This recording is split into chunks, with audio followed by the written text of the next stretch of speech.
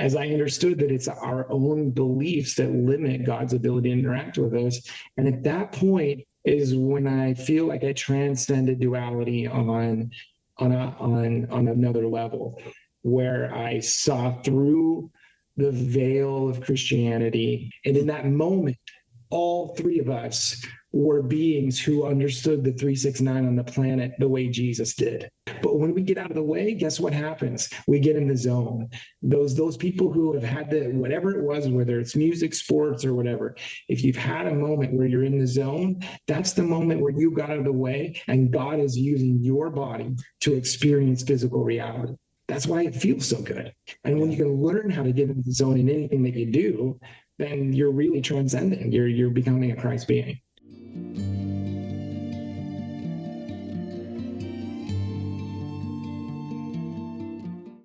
All right, my friends, we're here today with Q and Tess, and they run a advisory group called the 369 Wellness Center, and they're here to talk a little bit about, Q's going to talk about his spiritual experiences, and Tess is his partner, and they do everything together. And so if Tess has any spiritual experiences to add to that too, we'll hear some of that.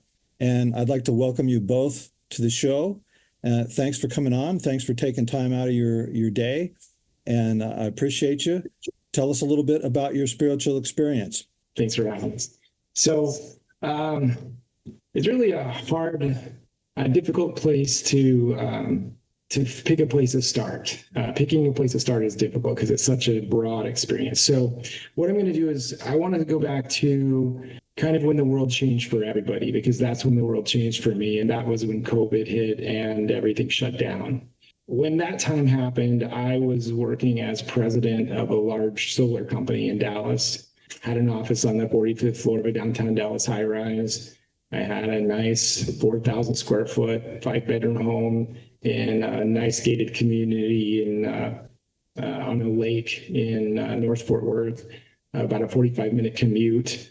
And I was married 20 plus years with 4 beautiful children, all in their late teens. One was already graduated and working with me in the company, being very successful as a drone operator and a operations manager or warehouse manager. And one day I was just sitting there November of 2020 in my office, 45th floor, reevaluating my life because I had kind of achieved almost everything I ever wanted to achieve in business at this point and was deciding where I wanted to go. We had just put a pretty amazing marketing plan together, and I had grown the company from about 200,000 a month when I came on board to about almost 2 million a month at this point.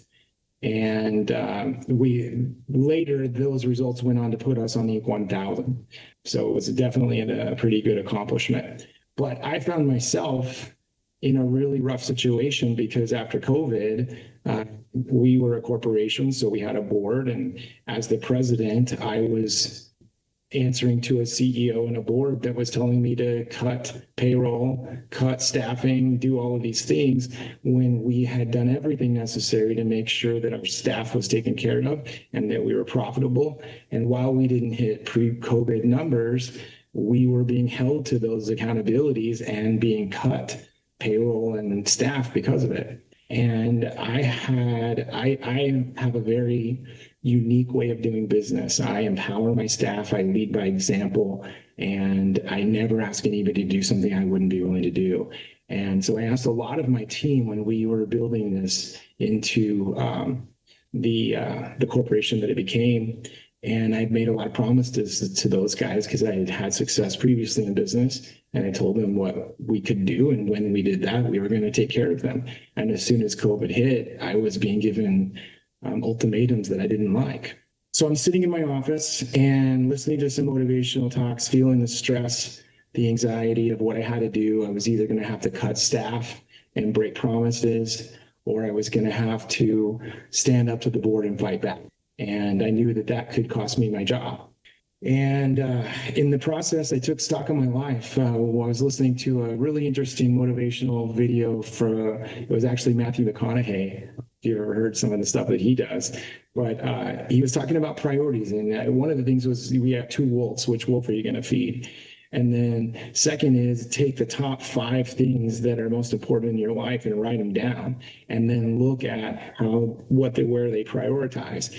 And when I wrote everything down based on what was a priority to me, and then I put it in order from top to bottom, what I found was my health, mind, body, and spirit was at the bottom of that list. Out of my work week, I was given 70, 80 hours to my company, a portion of my time to sleep, a portion of my time to being a father, a portion of time to being a husband, a portion of my time to my church. Now I've got to find time for me, and there was no time for me at that point. And everybody around me was happy, but I wasn't. I was miserable.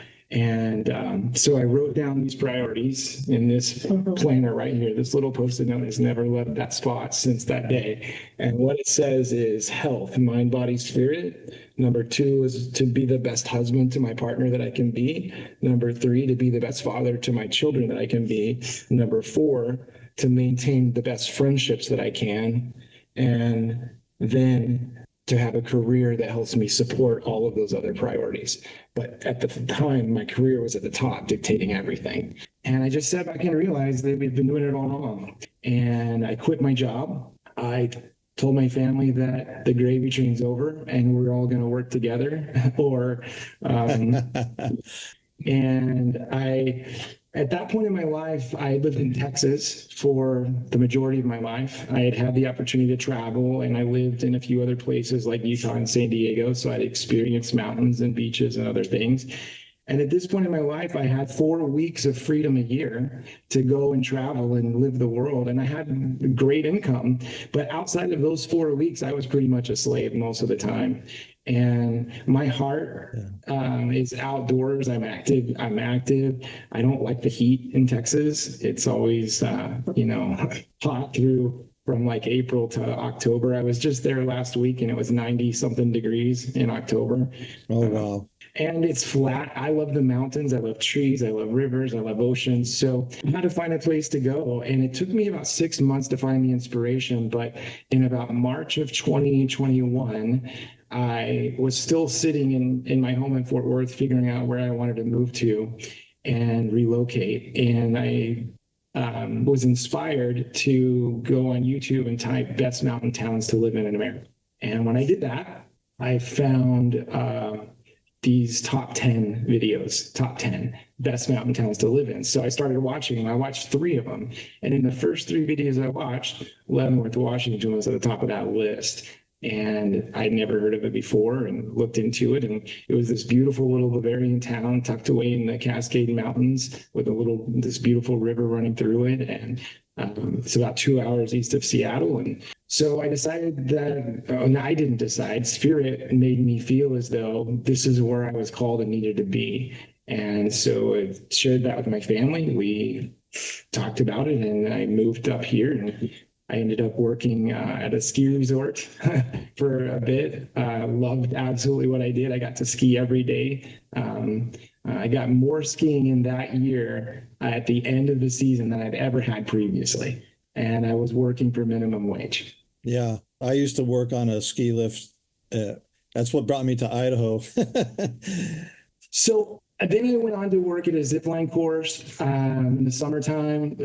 Got to do that with my family. It was a lot of fun. Then I did snowmobile guiding for a while. Then I had a pretty tumultuous spiritual experience where my ex-wife and I were just a little bit on different paths, and we got together very young. And there was just certain incompatibilities that were neither of our faults, but having been brought into the Mormon religion and married in the temple, we were told that it was forever and we were bad if we couldn't make it work. And the reality is she's a good person, I'm a good person, and we just weren't the right fit for each other, and we struggled. And she's gone on to find somebody who is amazing and makes her very happy, and so have I, and it couldn't have turned out any better for the both of us.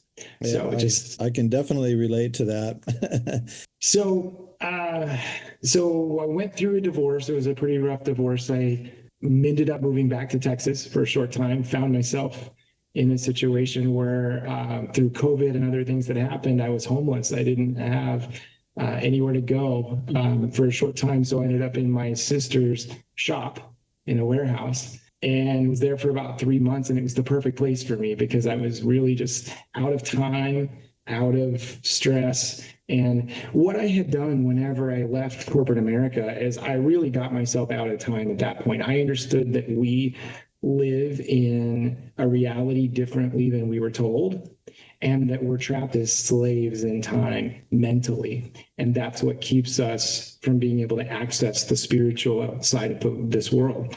And so when I left corporate America, my whole reason for doing that was to get myself out of time.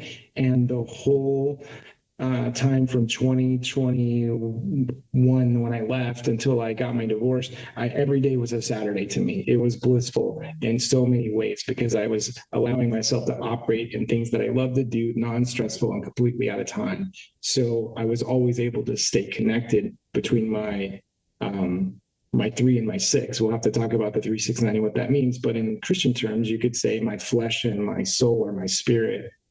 I was able to keep those connected through everything that I did. So is this what led up to your spiritual transformation, or at least the big one, so to speak?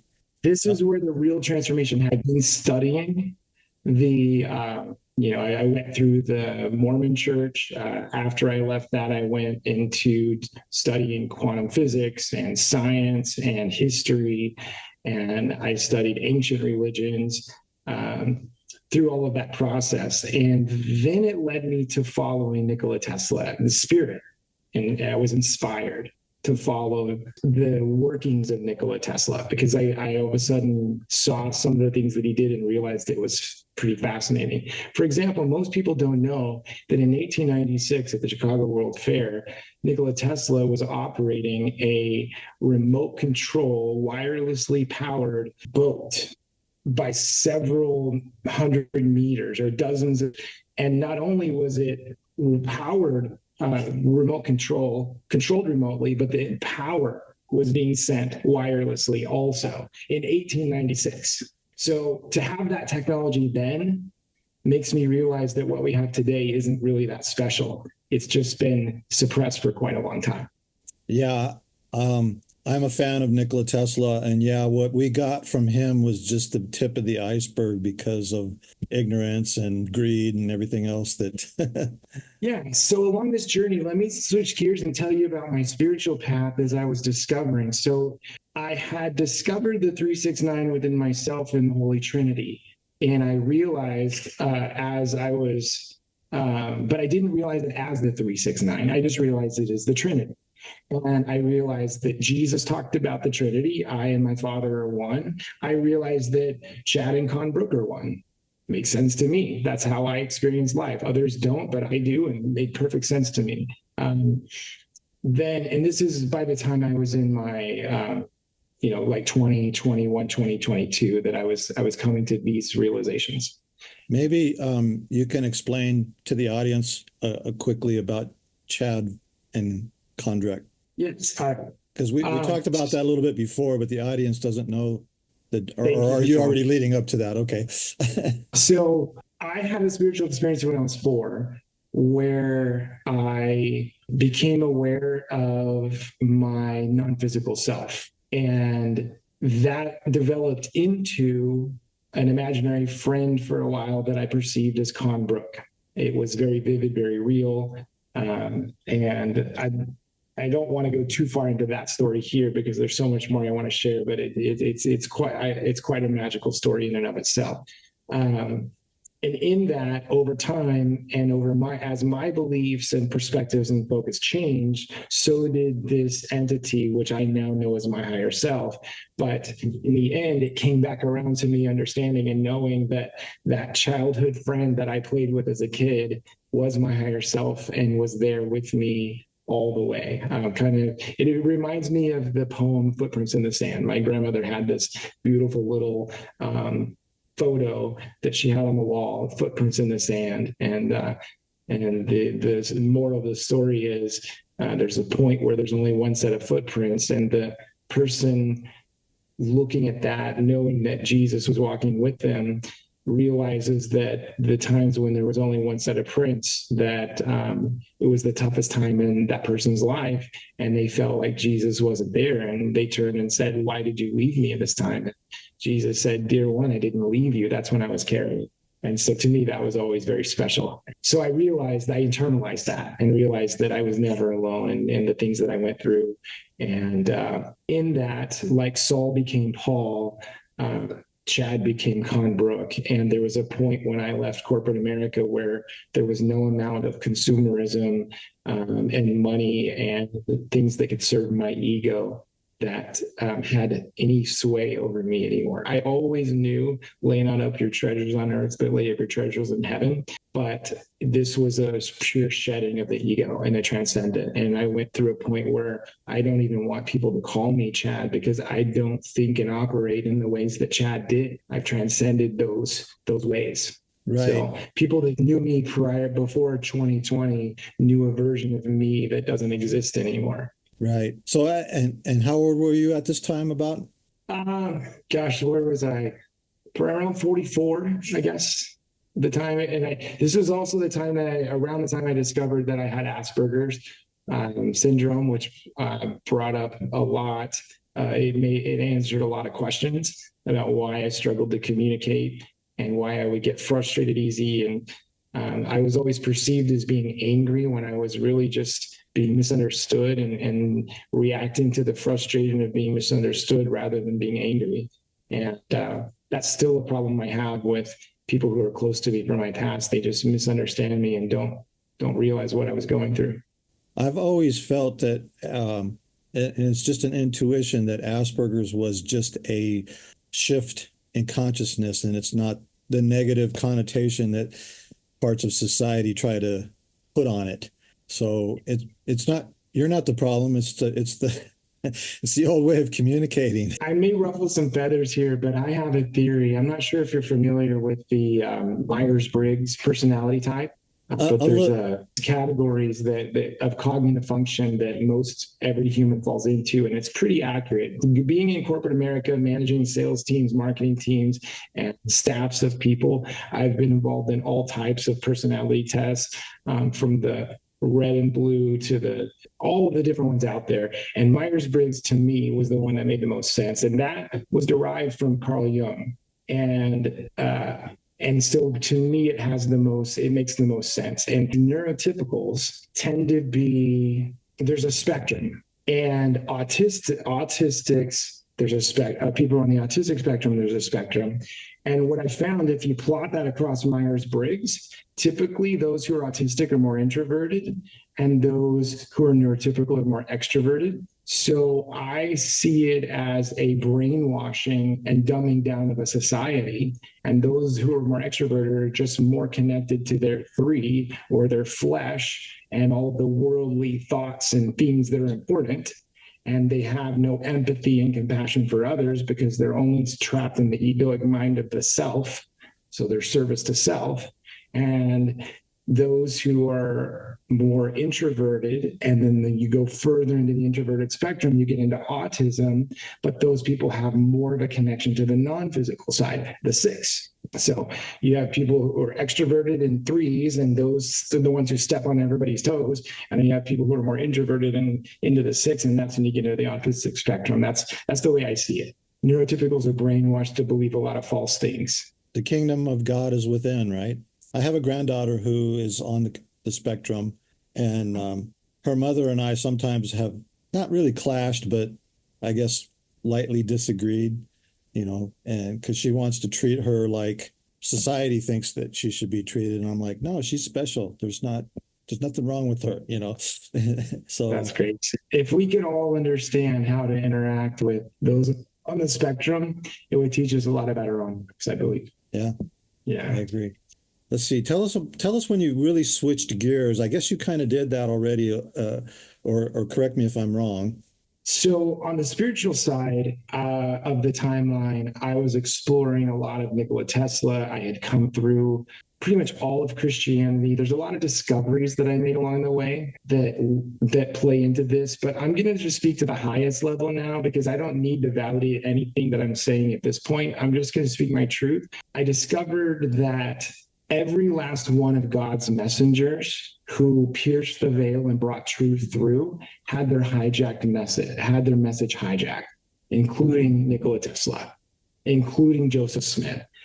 Being an ex-Mormon, are you familiar with the theory that the Brigham Young and a cohort of Freemasons posing as converts hijacked the church, and those are the people who actually murdered Joseph and took the church in a different direction? Have you heard that theory yet? Oh, absolutely. I know the history probably better than most. So if you understand the history, I believe that to be true. And I believe that Joseph really was a prophet of God, just like Jesus and others were in some way inspired in bringing humanity a message. And I prayed about it at 19 years old, about Joseph and his experience in the Grove. And I had a very personal experience about what that was like. And I knew that there was truth that I needed to seek, and I joined the church. I went on to get married in the temple. I lived that doctrine as best I could. And D&C 82:10 says, I, the Lord, am bound when you do what I say, and when you do not what I say, you have no promise. And I broke those doctrines, and I called God out on it in 2019. This was the beginning of my journey. So in 2019, I had left the church in 2008 because I realized that it had been hijacked along with every other one of God's messengers. Joseph Smith's message was also hijacked. Well, in 2000, he never intended to start a church originally. no, I don't. Very much like Moses, like, you talk to God for us, you're better at it, and tell us what he wants us to do. So I personally, I think Joseph had a connection, but he was a man. He had plenty of flaws. He made a lot of mistakes too, in my opinion. Brigham Young absolutely, and his cohorts absolutely hijacked the church. There was a lot of things pinned on Joseph that weren't true, so we would stop looking in that direction. And here's why I believe that. I believe that Joseph Smith's message was pure and true and hijacked. And the reason why I believe this is because I did the same thing in 2019. I went and I sat and I called God out, but I did it and from a position of anger because I had been doing everything that I had been told by everybody around me, and things still weren't working. And I was angry. And I went to God and I said, why is this not working? I did this and it didn't work. I did this and it didn't work. And I did this and it didn't work. Tell me why it didn't work. Why? And he says, what is it that you wish to know? And this was an out-of-body experience, by the way. I'm not going into all the details. I get ahead of myself. It's part of my Asperger's. But this was an out-of-body experience in the middle of the night, after a day where I wanted to kill myself earlier that day. I absolutely had no desire to live any longer at this stage of my life. I'd hit a couple of roadblocks in my understanding, and things weren't working the way that I thought they should, and I needed answers. Anyways, that night I went to bed having no desire to live, and asked God, a lot of hard questions before I went to sleep. And in the middle of the night, it was like I was swept up, and God said, okay, here I am. What is it that you want to know? And I said, why is it taking Jesus so long to come back? So because I have to start there, because my first paradigm of belief that I was handed was Christianity, and I had to have answers. At 8 years old, I didn't understand an angry and jealous God. Those are human emotions, and they don't belong to a deity to me. I didn't understand a path where we would have one lifetime, we have one chance to get it right, and if we don't, we are either go to heaven or hell forever, and that's the end of it. I didn't believe in any of that. Later on in life, as I joined the Mormon church, they had some solutions to some of those problems for me, but I still had the issue of one lifetime, and if you don't get it wrong, you're done. And there was a lot of other things that I ran into.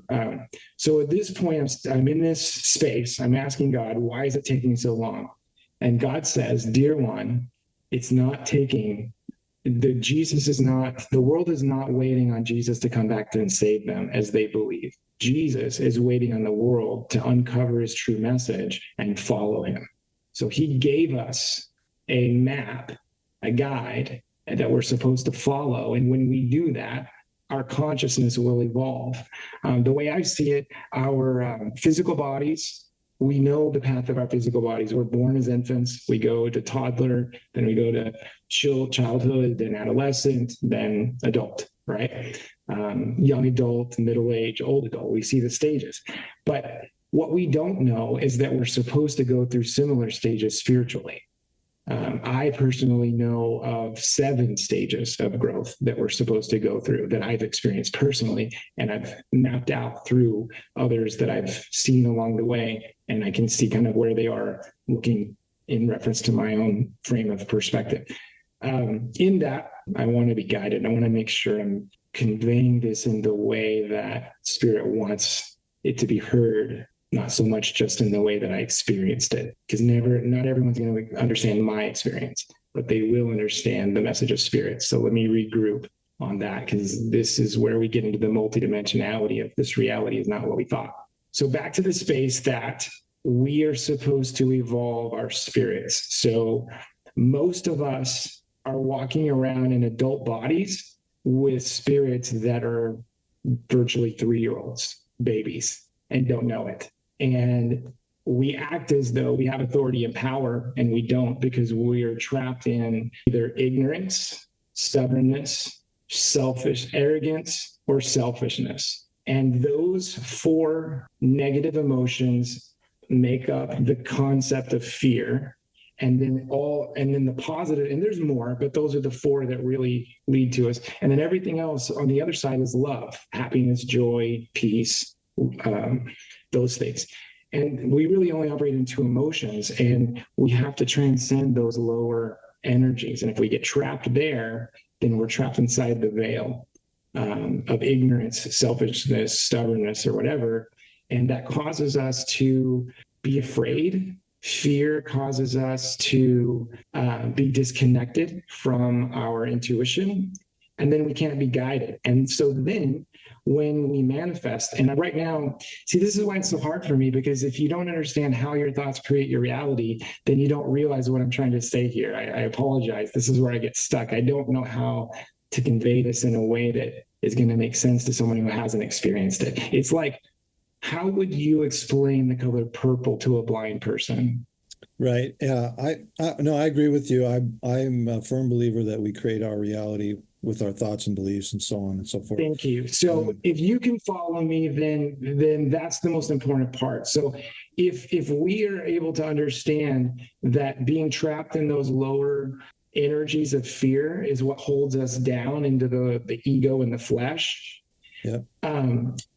Then we understand God's message. When I said, what's taking Jesus so long? Then God's response was, or I said, why doesn't Christianity know this? That we're not waiting on him, that we're supposed to do something? Because wouldn't our churches tell us that? And God said to me at that point, or whatever your higher self, the universe, whatever you want to call it. I speak in Christian terms because most of the people I love are still in that faith and paradigm. So I try to speak to their understanding, but I can speak to an atheist and never use the word God, Jesus, or spirituality and still teach them about the 369 and how to get to that connected to the non-physical. So it's really just about language. And please, if you're listening, don't let my words trump you, because I can speak in any paradigm and leave all the religious stuff out if that is what you need to understand the 369. So having said that, that's an important message, actually, and it's something that I try to do as much as possible. I see the scriptures more as a metaphor for the human experience. And, yes. and the overall message, I mean, this is really putting it into a nutshell, is, Jesus represents your higher self or your higher nature, and the devil represents your lower nature or carnal nature, that kind of thing. And almost every single scripture and story in there can be put into metaphor on how that applies to you as an individual. And that's the big thing that most of Christianity misses, in my opinion. So, And that, what you just said, is one of several paradigms in which we can interpret right. those metaphors, because they're so in depth. So that's the beauty of it, is they are multidimensional. So if someone listening didn't resonate quite with what you said, but they found another truth looking at it from another way, what you said doesn't erase their truth, and their truth doesn't erase yours. It's multidimensional, and that's the beauty of it. So again, the words that I use are placeholders for what's happening. But please don't get turned off by the Christian language if that's something that doesn't resonate with you. I was going to say, the people who are supposed to hear it will hear it. Don't worry about trying to please everybody. You can't please everybody, or not everybody will understand. Is that it translates into any belief system, even non-belief. And I'm sure he'll get into that, but that's just really cool. That's actually one of the reasons I am doing this, is because different people will appeal to different people. Not one person won't appeal to everybody. And so the more we can tell this from different perspectives, the more people will start to catch on, hopefully. So in the conversation with God, at this point, I had asked, why is it taking Jesus so long? And it's not that we're waiting on him. It's God's waiting on us to figure it out and ascend, evolve our consciousness. And in that, I asked, why don't Christians know this?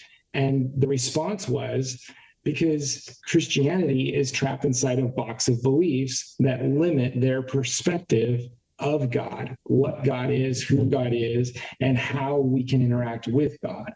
And because of those limitations, it limits God's ability to interact with us freely and abundantly. Agreed.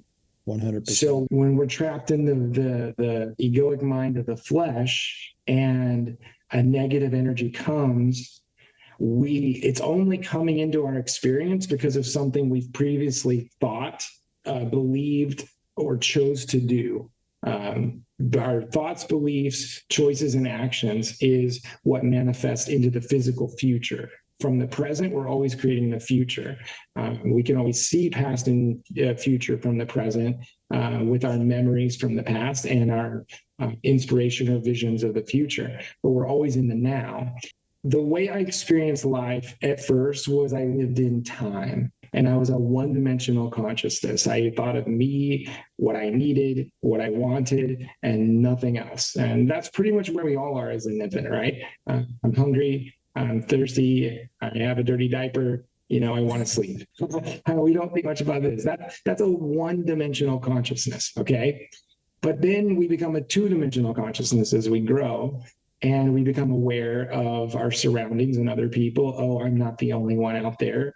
And if I'm not the only one out there, then others can hurt me, And then we are worried about, oh, you hurt me, you hurt me, you hurt me. And we run around being the victim. And as a victim, we need a savior. We need somebody to save us because we can't save ourselves. And the beauty of this system is to teach us that there is no such thing as a victim. There is no such thing as a victim. Anything we've ever experienced, we brought on ourselves. There's a lot of people that struggle with that. Yeah, I was going to say the same thing. That's a hard concept for many to wrap their minds around. It was hard for me when I first discovered that.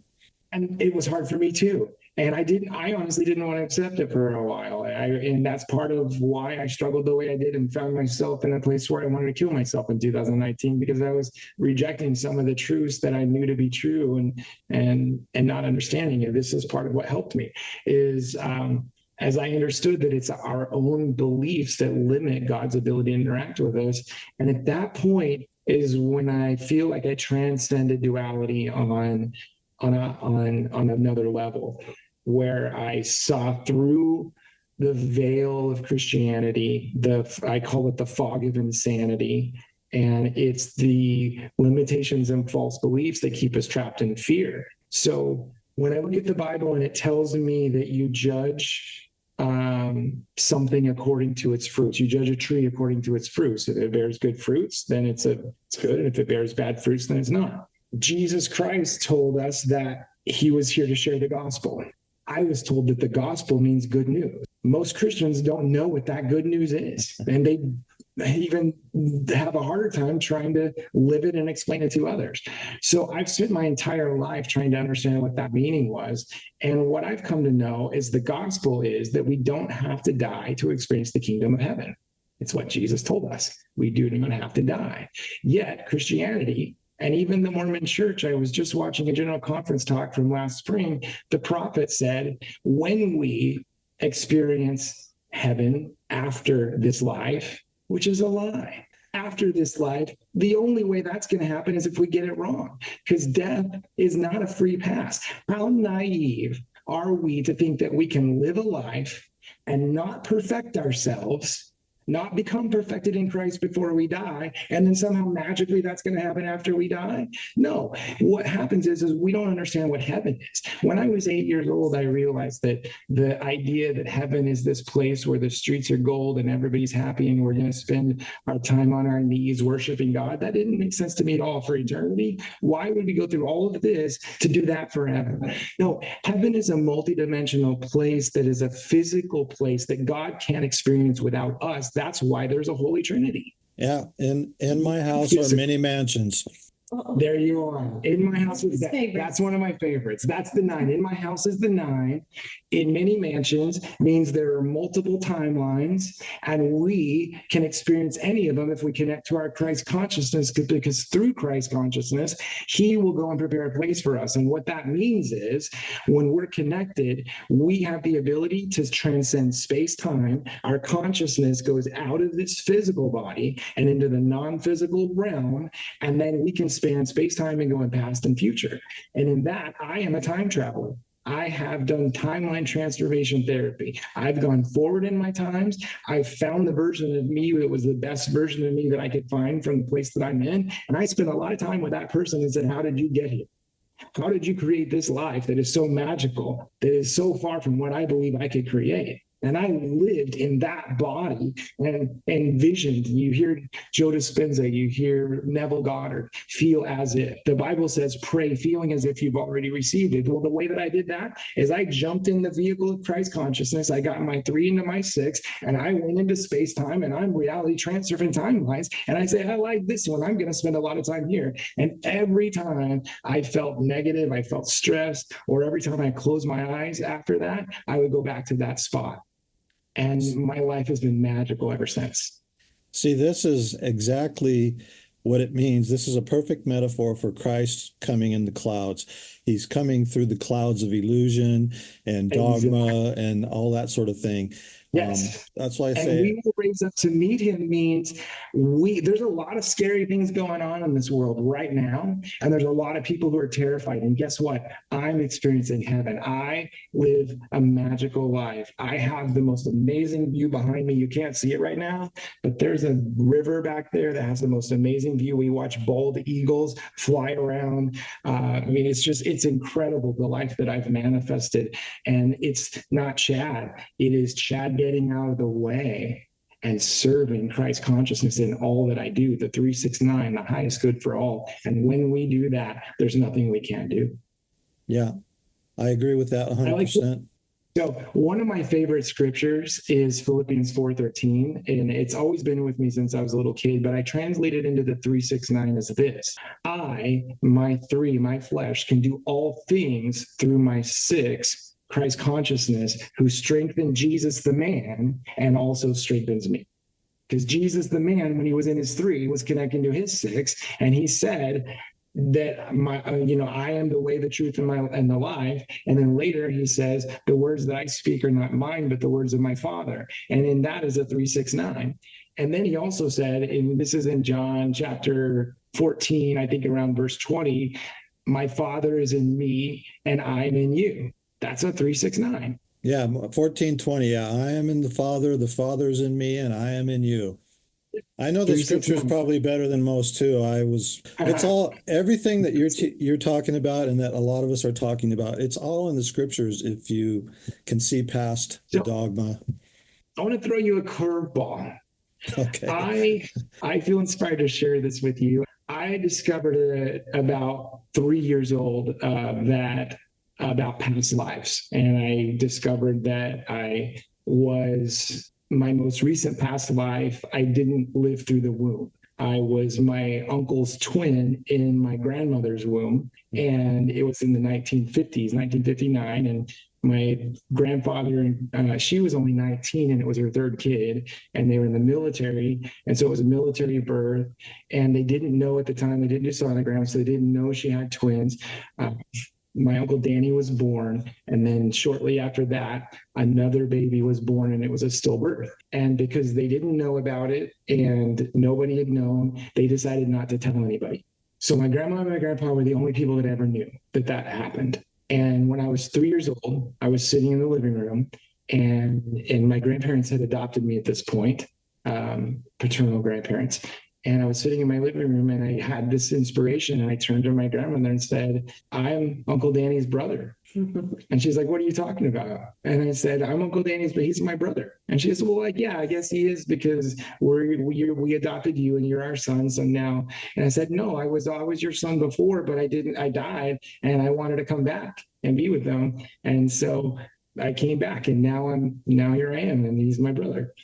So after that realization of past lives, I questioned Christianity from the start, because the things that they were saying didn't match my experience. And I'm sorry, but experiential knowledge trumps theoretical knowledge every time. So as an 8-year-old sitting in church, I was sitting there saying, that's wrong, and that's wrong, and that's wrong, because so that's why I've spent my whole life trying to answer questions, because nobody could answer my questions. And God told me that if I ask, I will receive. You rebel, you. So then fast forward, when I started studying Nikola Tesla, I started having some really interesting experiences. And at that moment, I was on fire to understand what it meant, the 369. And I truly believe that I understand it in a way that it's not easy to explain, but I can't wait to reveal to the world this information. Then I was still studying, going around different areas, and I came back across Joseph Smith in the Sacred Grove, and I was meditating on that.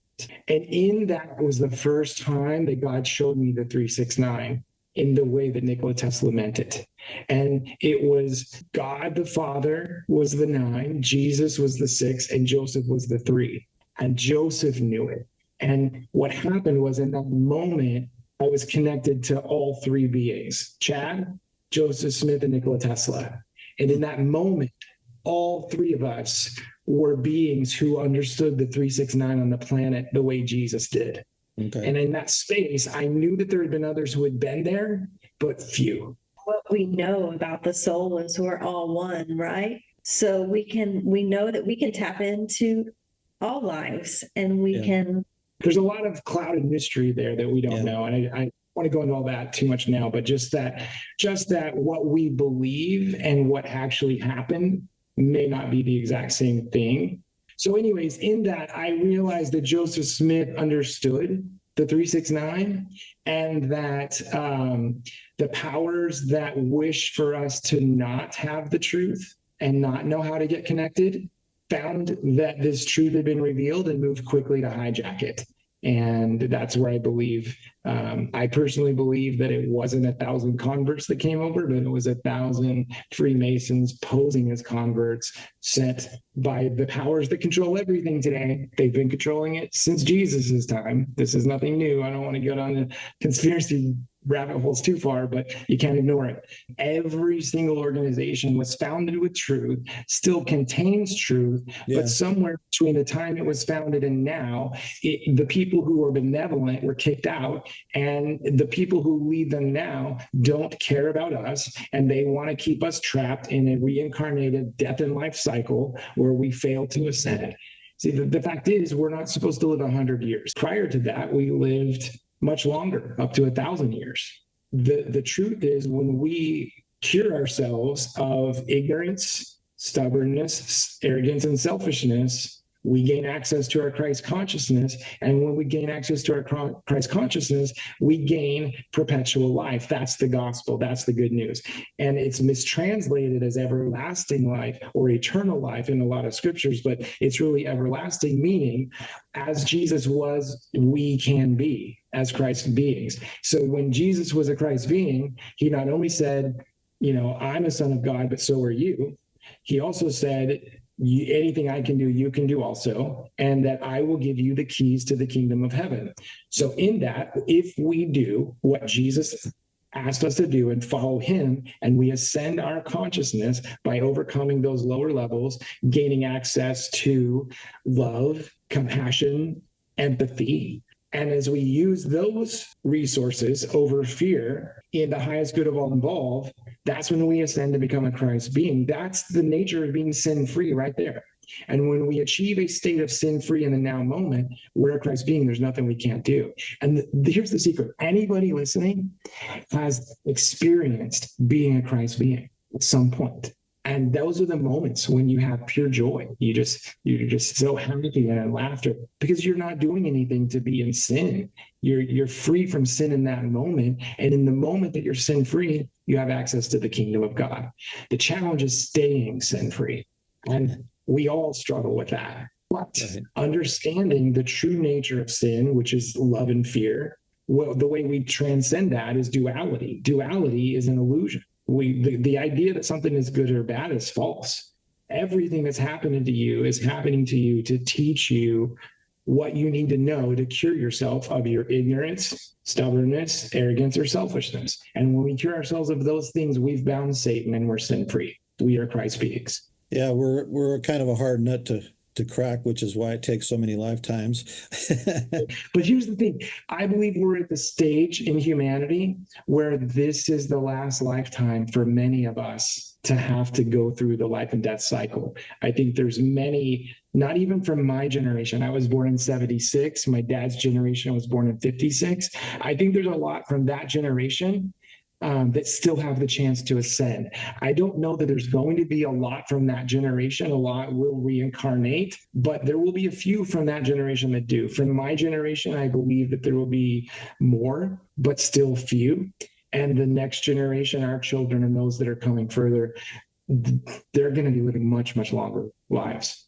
Well, I'm from your dad's generation. I was born in 58. And when I look at my peers, so to speak, I think a lot of them are going to need to reincarnate. But that might be me that might just be my ego being judgmental. I don't know. No, there's some truth to that, because there's so much to this reality that we have to understand for me to really say anything that makes sense to most people. But the way it works, we have this idea that we're supposed to die and then we go somewhere else to get to heaven, but there's only here and now. There is nowhere else. And we're either here and now in physical form or non-physical form. And guess what? When we're in non-physical form, we can't wait to get back into physical form. We can't wait. So right. The only way to experience heaven is to become a piece of the 369 and to become a piece of God. We are the temple. And our flesh has its own consciousness, so that's like a gateway or a doorway. And if it gets in the way, God can't get in. But when we get out of the way, guess what happens? We get in the zone. Those people who have had whatever it was, whether it's music, sports, or whatever, if you've had a moment where you're in the zone, that's the moment where you got out of the way and God is using your body to experience physical reality. That's why it feels so good. And when you can learn how to get into the zone in anything that you do, then you're really transcending. You're becoming a Christ being. Well, we're running up on an hour here, and we're gonna have to have a bunch more of these conversations. So, do you have a positive message that you want to leave this time around? We could probably talk for 5 hours. This is a message that there's a lot of meat to it, and it's going to take a while for most people to wrap their brain around it. Absolutely. I'm sorry, Tess. We didn't even really talk to you much at all. I don't know. She's got a lot of good things to share. I can't wait for you to hear some of her messages as well. Maybe next time we'll try to dedicate some time to you. Wow, what we brought together is just it's really amazing. And so yeah, there'll be more time for that. But one thing I want you to know about him is that he channels naturally. He doesn't claim to. I just see it. He channels. And one thing he loves to do is answer questions. And he can almost answer any question that you throw at him. So that would be a fun section. Oh, the Q and A. I love Q and A. He very rarely seen him be stumped because he has such a connection in the field, as he calls it. It's pretty fun experience. Yeah, the Joe Dispenza, he says that a lot. In the quantum field, it's all out there in the quantum field. You just gotta. Well, Nikola Tesla says, my brain is only a receiver. In the core, in the universe, there's a core from which we obtain all knowledge, strength, and inspiration. That core is the 9. We access it through the 6. And I have a grasp on that like no other human that I've seen living today. And I don't say that out of ego. The things that I can accomplish through spirit, glory be to spirit, not to me, are absolutely astonishing. I want people to understand that reality is not what they've been told. I had experiences at a very young age that showed me firsthand through experiential knowledge that there's more to this reality than the 5 senses. I hear people all the time say, if I can't see it, smell it, taste it, or touch it, it's not real. And that makes no sense to me for multiple reasons. Number one, what is love? What is magnetism? Those are non-physical and they're beyond our 5 senses. It's very hard to perceive them. So as I dove into the sciences, I realized that we see a very narrow spectrum of this electromagnetic reality that we're in, a very narrow spectrum that we can actually see. And what that means is that the reality that we perceive is only a small fraction of the reality around us.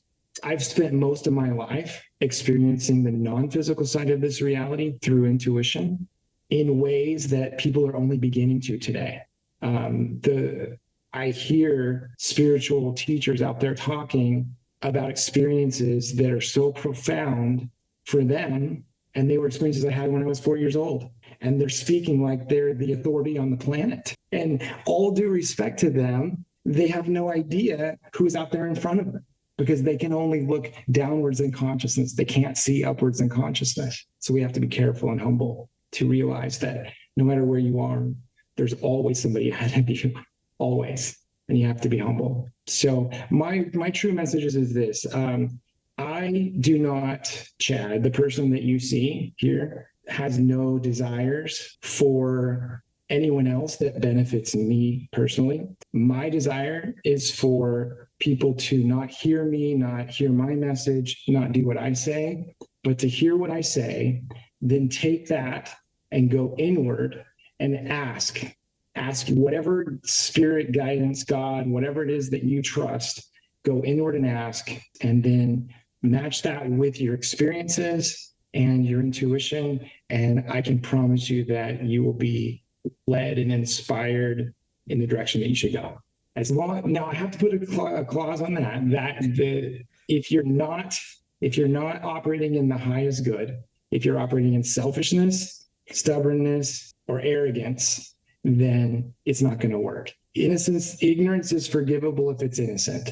But in selfish, stubborn, or arrogant ignorance, it's not innocent. And therefore, there is prices that have to be paid within the system in order to create balance so that you can restore yourself back to that space where you have access to the 6. Because you can get disconnected if you go down the wrong path energetically. So that's why in religion, there's the repentance, but it exists whether you're spiritual or atheist or whatever. The process is the same, and when you understand it, life becomes absolutely magical. Absolutely magical. Well, thank you for that. That's a great message, and I agree that the consequences for our actions are all built in, whether they're good or bad or wrong or whatever. So I appreciate you coming on, and like I said, we could talk for 5 more hours easily. And I appreciate your message. I appreciate what you're doing to try and wake people up. That's my goal too, is to do my small part. I agree with you. The more I learn, the more I realize how little we actually know. Yes. Blaine, if you don't mind, I'd like to ask you a question before we go. We are working on a video series that I'm putting together on Suite 369, my YouTube channel. And you've had a chance to watch a few of those videos. And I look at life kind of differently. I see ourselves as we're a sum of all of our choices, beliefs, and actions. And so you were a sum of who you are before you watched those videos. And then without doing anything else, adding those videos to your life brought knowledge, some valuable, some not. What did that bring to you? What did those videos add to you? Because that helps me understand how my message is being interpreted. Well, for me, I'll be honest with you, it was nothing new. But it was from a different perspective. So I looked at it from that way and thought, I knew that already, but had a little bit different perspective, or might have used different terms a little bit here and there. That's probably not the answer you were hoping for somebody who doesn't have that perspective. I'm 65 and I've studied and read everything I could get my hands on. And then I've also had my own spiritual experiences, and I've gone within, a regular meditator, trying to connect to that. And so I have a lot of, wisdom, or if you will, or knowledge in that area, more than, like I said, most people in my generation. Most people in my generation are not open to this kind of stuff that much. My beautiful wife and I are on the same page with this, and we often throw this stuff back and forth to each other. And so It's like better when you're mind. And so, again, I appreciate having you on, Q and Tess. I appreciate you patiently listening to us banter back and forth. Thanks for having us.